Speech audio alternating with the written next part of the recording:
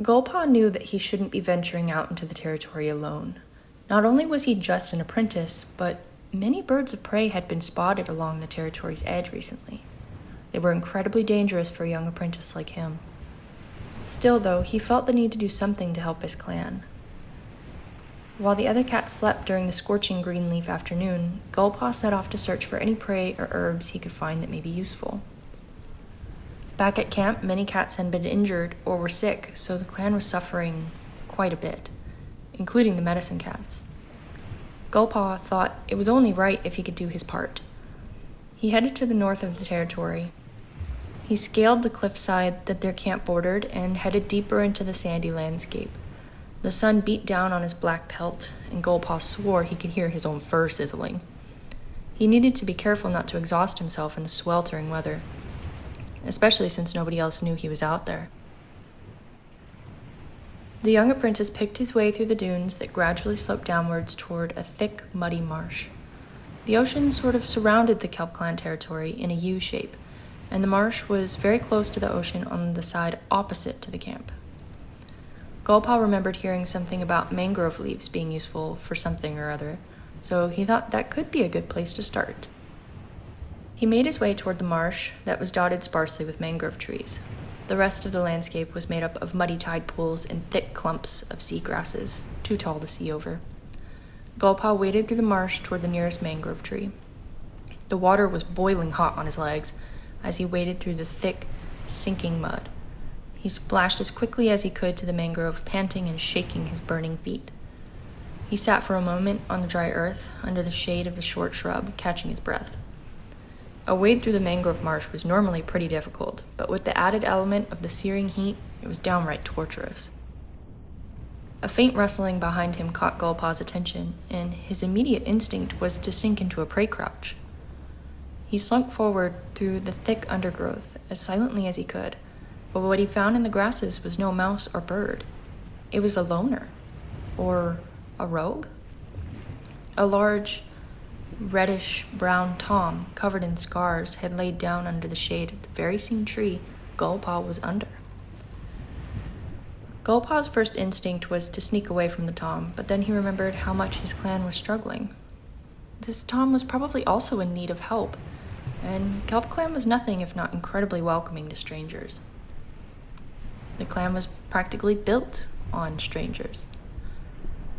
Gullpaw cleared his throat and the tom's ears flicked backward to listen.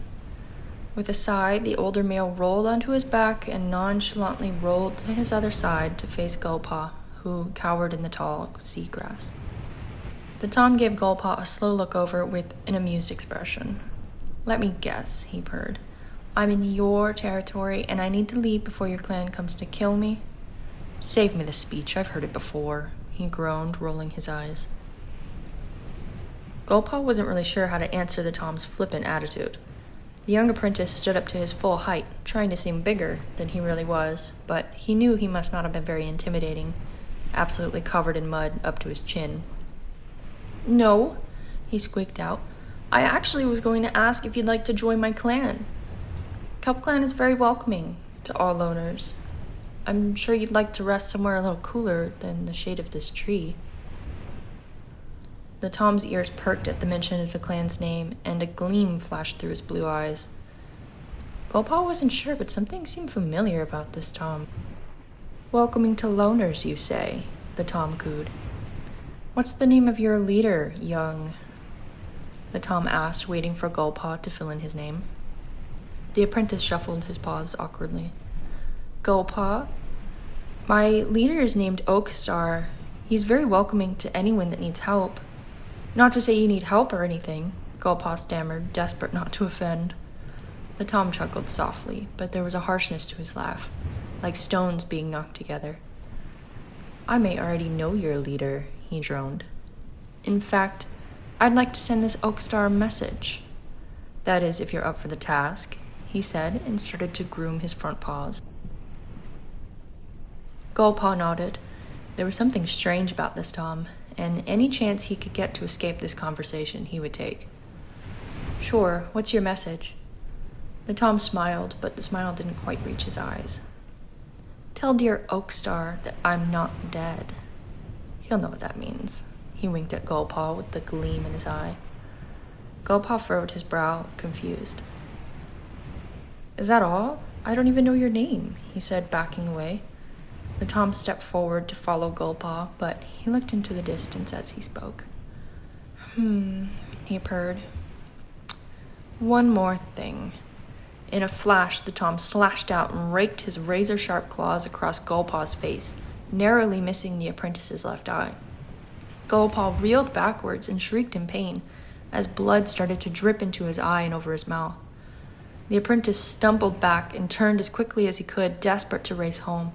The searing heat of the sun burned his lungs as he began to run, but he could hear the Tom yelling behind him. Tell Oakstar there's more where that came from. Gullpaw didn't stop running. Tears welled up in his eyes, making it hard to see, and he sprinted as quickly as he could through the mud, over the dunes, then down the cliff toward his camp. He didn't look back, but he prayed to StarClan that the Tom wasn't following him. When he reached camp, he fainted at Beluga Pelt's paws, covered in blood and mud and hot to the touch. The medicine cat immediately set to work trying to help him. When he woke, Gullpaw had bandages over his wounds, and when the warriors questioned him about what happened, Gullpaw stated that it had been a bird of prey that tried to snatch him. He told nobody about the Red Tom. So obviously this year is off to an interesting start, but before we get into the drama, we have to start somewhere very sweet. This year, Beluga Pelt and Oakstar finally became mates. After Oakstar fought off a large dog trying to save Tamale, Beluga Pelt decided that she couldn't live without him anymore. He nearly lost another life, and she couldn't stand it. If anything happened to Oakstar and she never had the chance to share her true feelings with him, she would have been devastated. Instead of continuing to wait on the leader to act first, Beluga Pelt stood next to him while he was in the medicine den and confessed her feelings. Oakstar obviously loves her too, but he can't shake the concern he feels about StarClan. Would they be upset with him for getting distracted? Would they be upset with Beluga Pelt for taking a mate? They already never spoke to the medicine cat. Maybe the ancestors will never speak to her now. All Oakstar knows is that he loves Beluga Pelt with all his heart. And if StarClan has a problem with that, they could take it up with him. He's actually been considering taking a trip down into the caves to the freshwater pool in order to speak with StarClan. He sees how much their silence has hurt Beluga Pelt, and he can't stand them mistreating her anymore. Next we have Blackshell, who is still our deputy, and his newly graduated daughter, Sea Salt. Blackshell had a difficult year. It seemed like every cat in the clan was questioning him. Everyone constantly questioned his orders, his opinions, and his choices. He felt highly scrutinized by everyone, but especially the two new white she-cats. They seem to have a particular dislike for Blackshell, but he can't quite figure out what he did. At least in one of their cases. Sea Salt has grown into a fierce but kind of cold warrior. Her father, Blackshell, actually mentored her, which was a terrible pairing. Oakstar is a pretty good leader, but he's terrible at picking mentors that suit the apprentices. Sea Salt had already been a rambunctious bully as a kitten, and all Blackshell taught her was how to be more fierce and more likely to pick fights. She also inherited his keen observation skills. Sea Salt is shrewd and can sense others' intentions with ease. Her pride isn't without reason. She is incredibly clever and ambitious like her father. But where Blackshell knows his limitations, Sea Salt thinks she has none. Even this year, a large dog attacked their camp, and Sea Salt fought with every ounce of her strength that she had to fight the beast off alongside Oakstar. She took an incredibly large gash to the neck, but survived to tell the tale. This has only bolstered her pride even further. Next are two new faces to the clan, Oddsmoke and Snow. These two are actually both medicine cats and have been helping take care of the clan. Thank goodness, too. This year, Beluga Pelt has been receding from her medicine cat duties more and more, and is grateful that we have some new faces ready to help. Oddsmoke is just as her name suggests, odd. She is a quirky cat who says strange things that usually only make sense to her. And her suffix comes from the fact that 1 minute she's next to you chattering away, but then like a puff of smoke, she can be gone in an instant. She's weird. To add to her weirdness, she actually used to live in a hollowed-out piece of driftwood down the coast before being stung by a jellyfish.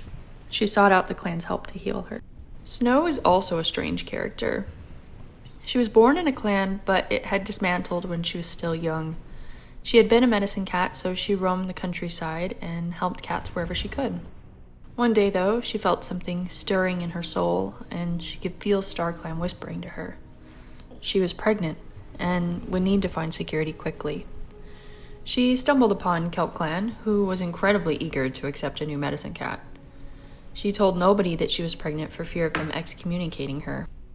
When she gave birth, the clan was shocked, but not at all concerned. Her kits would be welcome. The clan needed as many warriors as they could get anyway. Next is another new she-cat named Frostmane. When Frostmane joined the clan, she was very pregnant and seeking a safe place to give birth.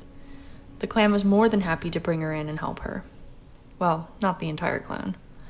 On Frostmane's first day in the clan, she and Blackshell shared a dark look that nobody seemed to notice. The two cats prickled at one another before Frostmane was ushered off to meet with the medicine cats. Frostmane gave birth to two kits, Conchkit and Shellkit. Conchkit was always a sweet young Tom. He's very gentlemanly and polite. He minds his manners and keeps out of the older cat's way. He actually has vitiligo, which is very cute. I hope if he has kits in the future, they'll inherit it from him. Frostmane's other kit we will get to in just a minute. But for now, Conchkit is very excited to become a warrior next moon, and he's so eager to see who his mentor is. I'm a little worried to see who Oakstar will choose, though. I think Sea Salt would be the worst choice. She's brash and abrasive, and Conchkit is quiet and sensitive. Speaking of Frostmane's other kit, this is Shellkit. She unfortunately contracted kitten cough this year and died to her illness. She was a rowdy kitten, and she always got into trouble. The cat standing with her is actually one of Snow's kits. She gave birth to two kittens after hiding her pregnancy from the clan. One of them was this guy, Orcapaw. Unfortunately, Orcapaw also died this year after drowning in the ocean. It is a pretty terrible fate, and I'm sad to see these two kittens go. They were really cute.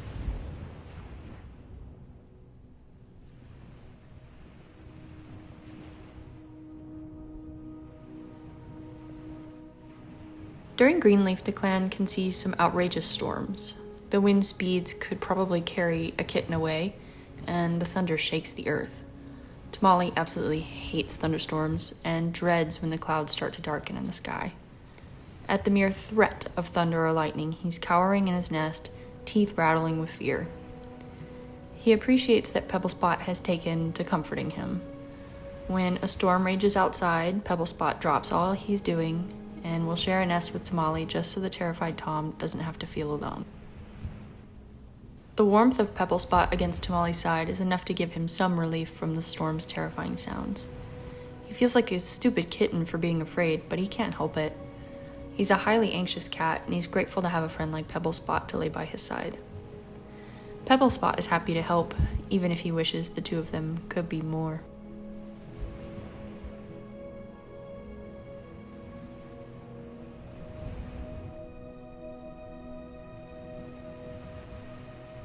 Our next two cats are Poppytail and her new friend named Twilight. Poppytail didn't get into too much trouble this year for once, so that's pretty good.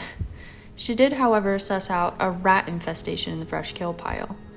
She was able to fight off the horde, but she took quite a few injuries for her bravery. She's also been taking her role as aunt very seriously. She spends a considerable amount of time with all of her nieces and nephews. She loves getting to shower them with gifts and affection and fun. Poppytail has taken special interest in Gull, insert warrior name. He seems to be keeping secrets from the clan. She's certain she can weasel it out of him. Her new friend is Twilight, who was once a kitty pet. She had gone out wandering one day, and when she returned home, her two legs had completely disappeared. She has no idea what happened to them. With nobody to feed her, she had to set off on her own. After many days of travel, she found the beach, where a bunch of cats lived. It was strange at first, but clan life suits Twilight. She's an adventurous soul, and the freedom of being a wild cat is just too much to pass up on.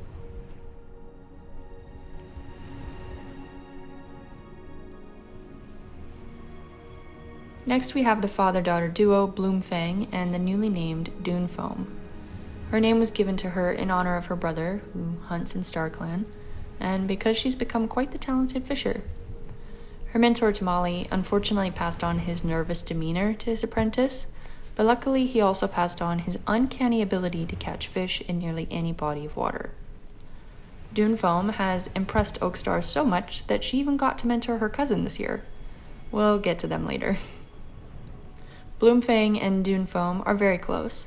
After Oakstar and Beluga Pelt became mates, Dunefoam could tell her dad was disappointed.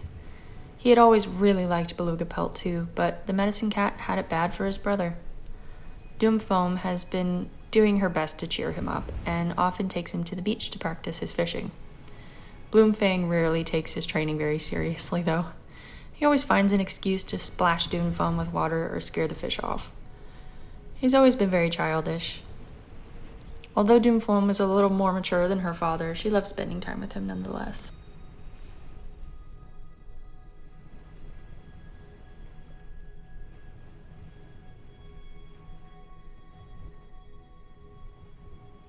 Next is Coral, one of Blackshell's kits, who earned her name this year. She's now called Coral Reef. I just love names like that, what can I say? Coral Reef was mentored by Dunefoam, which was another unfortunate pairing. Coral Reef had already been uncertain about her path as a warrior, and then being apprenticed to a nervous Dunefoam made her question everything even more. She feels like she wasn't cut out to be a warrior and was considering becoming a permanent queen or a mediator or something. But then she earned her warrior name, and almost immediately she was given Tide Paw as an apprentice. Tide Paw sounds like Tide Pod, and is the surviving kit from Snow's litter. She is a compassionate and sweet apprentice, and I worry that she'll turn into an insecure cat like Coral Reef. The nervousness and anxiety has passed down from mentor to apprentice twice now, and I'm worried it'll happen again. Tidepaw can sense her mentor's uncertainty, and she fears that it's uncertainty about Tidepaw's skills. She doesn't understand that Coral Reef isn't sure she wants to be a warrior. Poor Tidepaw thinks her mentor doubts her ability. Also, side note, Tidepaw is actually a calico in-game, but her sprite had the very faintest colors, and the colors I used for her were picked straight from her sprite, and they're so subtle you can hardly tell that she's a calico. Next we have poor Gullpaw, who earned his name Gullsplash. He has become a righteous and hard-working young warrior who would do anything for his family, including keep a secret. He never gave Oakstar the message that the Red Tom had given him because Gullsplash was worried. Oakstar was obviously quite exhausted from the strain of leadership and his dealings with StarClan. Not to mention, Oakstar's mate was pregnant and struggling with her permanently raspy lungs. Gullsplash just didn't think he should worry the leader with a message that didn't even make sense. No, it was best if he kept it to himself to spare his family from concern. He would keep his own eyes out for the Red Tom himself, just in case he ever showed up again. Finally, like I said, Beluga Pelt was pregnant, and she and Oakstar had 4 kittens together. It's been a really long time coming for those two, and I'm so proud of them. From left to right, they had an unruly female named Yellow Kit, who was named after Beluga Pelt's mother. In the middle is the skittish Tom named Hawk Kit, who was named after the founding leader of KelpClan. Next is a little bully of a female named Flurry Kit, who was named after Oakstar's sister. And finally, we have a know-it-all little Tom named Tabby Kit, after Oakstar's mother, Tabasco. We couldn't really call him Tabasco Kit or Tabasco Jr., but her memory lives on in her grandson all the same. He looks so similar to her, I wouldn't be surprised if the cats that knew her mistook the kit for a reincarnated Tabasco.